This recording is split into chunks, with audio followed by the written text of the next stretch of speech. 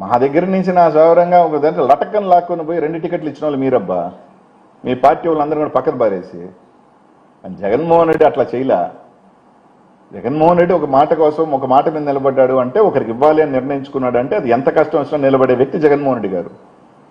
కాబట్టి ఈరోజు ఒకరు ట్వీట్ చూసా, జగన్మోహన్ రెడ్డి అధికారాలు లేదని జిల్లా నుంచి ఒక లీడర్ పెట్టాడు. అవన్నీ మాకొద్దు, మేము వీలేదు అంటున్నావు, నువ్వు ఇవ్వు. ఇదే స్థాయి గౌరవం మీరు ఈరోజు ఇచ్చే డిప్యూటీ స్థాయి గౌరవం ఒక బీసీకి ఇచ్చి మీరు ఇవ్వండి అని అడుగుతున్నాం. ఇవ్వలేకపోతే ఎందుకు ఇవ్వలేరో చెప్పండి. మీ బీరు ప్రతాప్ రెడ్డిల చేత కేసులు వేయించి ఇట్లాంటి చిల్లర రాజకీయాలు, చీప్ రాజకీయాలు జగన్మోహన్ రెడ్డి గారు ఎప్పుడు చేయరు. 10 మందికి, ఎందుకంటే ఈ రోజు తీసుకున్నాం, ఎంతమంది మార్కెటింగ్ యాడ్ చైర్మన్లు అయ్యారు బీసీలు? గతంలో అయ్యారా? అరే వైజాగ్ జనరల్ అబ్బా నగరాలకు ఇచ్చాడు బీసీకి, వైజాగ్ కార్పొరేషన్ మేయర్గా. అది జగన్మోహన్ రెడ్డి యొక్క ఆలోచన. 10 మందికి మంచి చేయాలా, పేదలకి బడుగు బలహీన వర్గాలను పైకి తీసుకురావాలంటే నిజంగా ఆయనే ఛాంపియన్.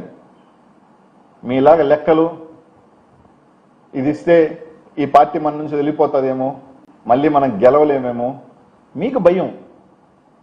బీసీని ముఖ్యమంత్రిని చేస్తే ఎవరు విడిపోతారేమో అనేది భయం మీకు, మాకు కాదు, మా జగన్మోహన్ రెడ్డి గారు కాదు.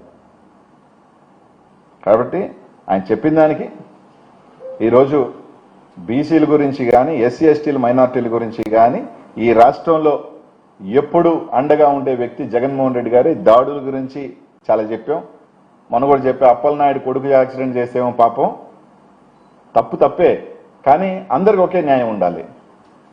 ఇదే రవీందర్ రెడ్డి 7 మందిని చంపాడు, మీ అందరికీ తెలుసు. ఇసుక లారీ వేసి గుద్ది దళితులను చంపారు. నాన్ బెయిలబుల్ కూడా కాదు, బెయిలబుల్ కేసు ఇచ్చి రిలీజ్ చేశారు.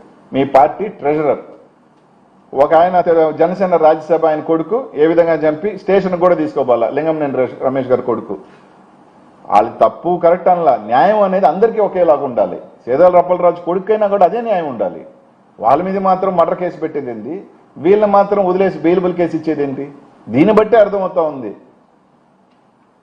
ఇక్కడ ఈ అగ్రవర్ణం ఉన్నాడు, ఆ అగ్రవర్ణం ఉన్నాడు, మీరు బీసీలు చేసిన న్యాయం ఏంటి అనేది.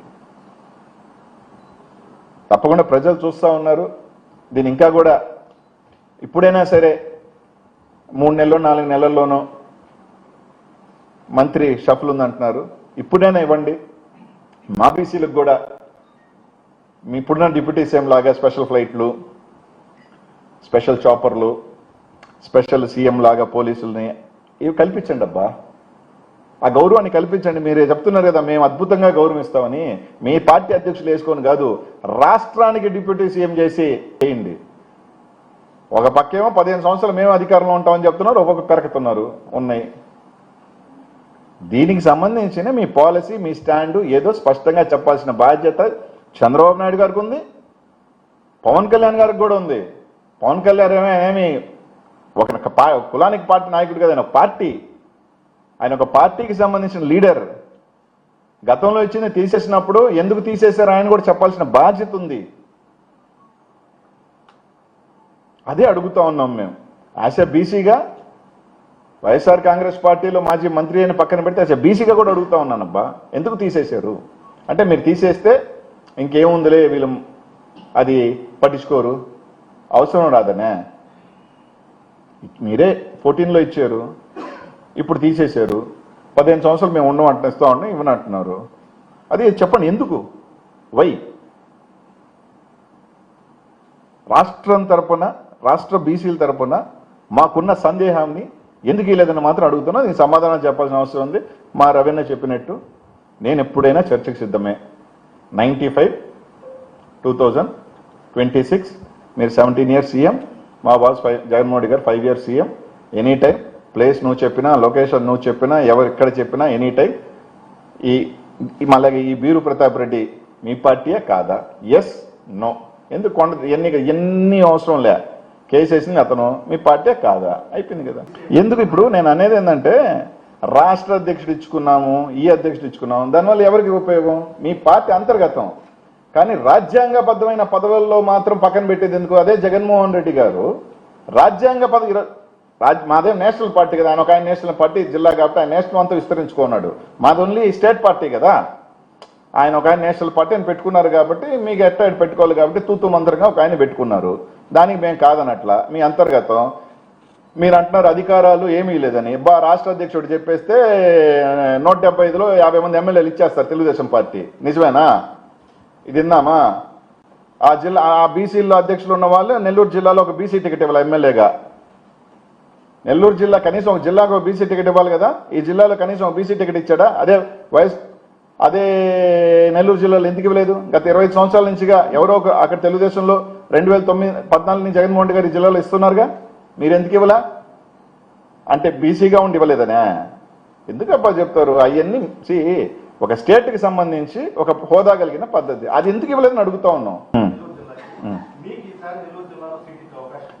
నేను ఒకటే చెప్తానబ్బా, జగన్మోహన్ రెడ్డి గారు నన్ను పోయినసారి పార్లమెంట్కి పోటీ చేయాలన్నాడు. ఎస్, పోయినాను. నర్సరావుపేట పోయి పోటీ చేయమన్నాడు, చేశాను. ఈసారి జగన్మోహన్ రెడ్డి గారు ఎక్కడ పోటీ చేయమన్నా చేస్తా. ఎందుకంటే నేను జగన్మోహన్ రెడ్డి గారికి లాయల్, ఖచ్చితంగా పోటీ చేస్తా ఎక్కడో దగ్గర. ఇప్పుడు జగన్మోహన్ రెడ్డి గారు ఇస్తారా లేదా అని పక్కన పెడితే, నేను జగన్మోహన్ రెడ్డి గారు ఇక్కడ పోటీ చేయమని చేస్తా. లేదు అంటే నాకేం, ఎందుకంటే నేను గర్వంగా కూడా చెప్తాను, ఎప్పుడూ చెప్తాను, మళ్ళీ కూడా చెప్తున్నా, నేను 2 సార్లు ఎమ్మెల్యే ఇదే నెల్లూరు జిల్లాలో. ఎప్పుడు ఒక మంత్రిగా నేను మంత్రి అయ్యా. ఈ జిల్లాలో రేపు నేను ఎమ్మెల్యే అవ్వచ్చు, కాకపోవచ్చు, ఇంకా నా రాజకీయ ప్రస్థానం కూడా ఉండకపోవచ్చు కూడా. అనుకున్నప్పటికీ కూడా ఈ జిల్లాలో నాకు ఒక పేజ్ ఉంది, నాకు ఒక చరిత్ర ఉంది. అది ఇచ్చింది జగన్మోహన్ రెడ్డి గారు. అనిల్ అనే సోకాల్డ్ వ్యక్తి, ఎవరు అన్న తెలియని వ్యక్తిని ఈరోజు రాష్ట్ర వ్యాప్తంగా పలానా అనిల్ కుమార్ యాదవ్, మీరు చెప్పినట్టు ఒక ప్రముఖ వ్యక్తితో ఒక 10 మందికి పరిచయం ఉన్న వ్యక్తి చేసిన వ్యక్తి జగన్మోహన్ రెడ్డి గారు. ఆ సంతోషం, ఆ తృప్తి నా జీవితంలో నాకు చాలు. ఆయన ఇవ్వకపోయినా నేనేం బాధపడేది లేదు, ఇచ్చినా హ్యాపీగా పోటీ చేసేది. కాబట్టి ఈ జిల్లాలో నాకు ఒక పేజు, నాకు ఒక హిస్టరీ ఇచ్చేసిన వ్యక్తి. ఇంతకన్నా మళ్ళీ ఇంక ఎంపీఓ మళ్ళీ ఎమ్మెల్యే అయినా రాకపోయినా నాకేం బాధ లేదు. అర్థమైందా? ఆ స్థాయి నాకు గౌరవం ఇచ్చాడు. నాకు కాకపోతే ఇంకొకరికి ఇచ్చినా సంతోషమే. ఇప్పుడు నన్ను జగన్మోహన్ రెడ్డి గారి నుంచి నన్ను నర్సరావుపేటకు పంపించాడు, కానీ ఈ జిల్లాలో ఒక బీసీకి ఇచ్చాడు, ఒక మైనారిటీకి ఇచ్చాడు. ఆ పార్లమెంట్లో ఆ 2 ఇచ్చారనే కదా మేము ఒక ఎంపీ అభ్యర్థిని, సరే ఎంత పెద్ద వ్యక్తి, దేంట్లో పెద్ద మీ అందరికీ తెలుసు, ఆ వ్యక్తిని మేము కోల్పోయాం. ఇదే తెలుగుదేశం పార్టీ చేయగలుగుతానా అని అడుగుతా ఉన్నా. లటక్కన లాక్కునే కదా 2 సీట్లు ఇచ్చారు మీరు. అప్పుడు దాకా ఉన్న ఒక వ్యక్తిని తీసేసి కూడా అంత నష్టమైనా ఈరోజు జగన్మోహన్ రెడ్డి భరించారు కదా. జగన్మోహన్ రెడ్డికి ఇవ్వాల్సిన అవసరం లేదు కదా. ఒక వ్యక్తి నేను పార్టీలోంచి వెళ్ళిపోతాను, వాళ్ళకి టికెట్ ఇంకొకరికి ఇచ్చినా కూడా జగన్మోహన్ రెడ్డి గారు ఏమనేవాళ్ళు కాదు కదా. అయినప్పటికీ ఒక పేద మైనారిటీకి ఇచ్చాడు కదా జగన్మోహన్ రెడ్డి గారు. ఓటమి గెలుపు తర్వాత సంగతి అబ్బా, గెలుస్తాం ఓడిపోతాం, రాజకీయాలలో ఒక చక్రం. అందరం ఒక 5 సంవత్సరాలు వాళ్ళు ఉంటారు, 5 సంవత్సరాలు మేము ఉంటాం, మళ్ళీ 5 సంవత్సరాలు వస్తాం, అది పక్కన పెట్టు. కానీ ఒక అవకాశం కల్పించడం అనేది చాలా గొప్ప విషయం. ఓడిపోతాడని తెలిసినప్పటికీ, అందరు చెప్తున్నప్పటికీ ఒకరికి అవకాశాలు కల్పించాడు చూడు, అది జగన్మోహన్ రెడ్డి గారి గొప్పతనం అని చెప్తా ఉన్నా. ఇంకేమైనా ఉందబ్బా? అది మా రవెన్నకి పాపం. మీ పార్టీలో నష్టపోయిన వాళ్ళు చాలా మంది ఉన్నారబ్బా, వాళ్ళని పాపం కొమ్ముగాయి అని చెప్తున్నా. కోట్లు ఖర్చు పెట్టుకొని బీసీలు నష్టపోయినారు. వాళ్ళకి ఏదైనా మంచి చేసేది ఉందా, లేకపోతే మళ్ళీ ఇంకేదైనా ఉంది? వాళ్ళ అంతర్గతం వాళ్ళు చూసుకోవాలా. ఈసారి జిల్లాలో ఏదైనా మళ్ళీ ఒక ఎమ్మెల్యే ఇచ్చేది ఉందా, ఒక ఎంపీ ఇచ్చేది ఉందా? అది కూడా లేదా. అది ఆయన వాళ్ళు చూసుకోవాలా, మమ్మల్ని ప్రశ్నించకుండా. అయినప్పటికీ వాళ్ళ అంతర్గత విషయం మేము మాట్లాడదలుచుకోవట్లేదు. నన్ను అన్నాడు కాబట్టి నేను ఆయనకి సమాధానం చెప్తున్నా గౌరవంగా. కానీ అన్న చెప్పినట్టు నేను మీ 17 ఇయర్స్ ముఖ్యమంత్రిలో మా 5 ఇయర్స్ జగన్మోహన్ రెడ్డి గారు ముఖ్యమంత్రిగా మీ పత్రికల ద్వారా నేను చెప్తున్నా, ఆయనే సవాల్ విసిరాడు, ఛాలెంజ్ విసిరింది ఆయనే. ఎక్కడ పెట్టినా నేను ఏ టైం అయినా నేను సిద్ధంగా ఉన్నా.